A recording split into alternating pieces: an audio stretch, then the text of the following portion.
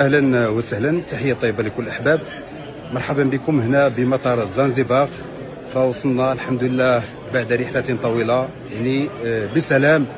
الحمد لله الامور من ناحيه السفر كانت ايجابيه، لكن جاي اليوم في هذا الفيديو قصير باش انني نقربكم بكل المستجدات. فالجديد اللي كاين هو جديد اللي ماشي في صالح فريق النهضه بركانيه، لان البعثه فهي لحد الان عالقه بمطار زنزبار بسبب المسؤولين اللي كاينين هنا كيدعيوا بان السيستم فهو معطل وكيشتغلوا بطريقه تقليديه، ولكن حتى ديك الطريقه التقليديه فهي ما دوزتش حتى لاعب او لاعبين، باقي كل شيء هنا لمده طويله، وكيبان بان الامور متعمده.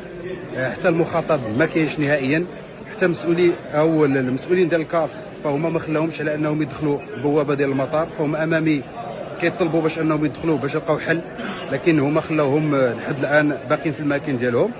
مسؤولين ديال فريق النهضه بركانيه فهما بشكل عادي جدا، التعامل ديالهم هادئ مع هذا الوضع، ولكن فقط بغيت نخبركم ونخبر جميع المنابر الوطنيه بان بعثه الفريق فهي لا زالت عالقه بمطار زنزبار، وان شاء الله اي مستجد فانا غادي نقربكم به.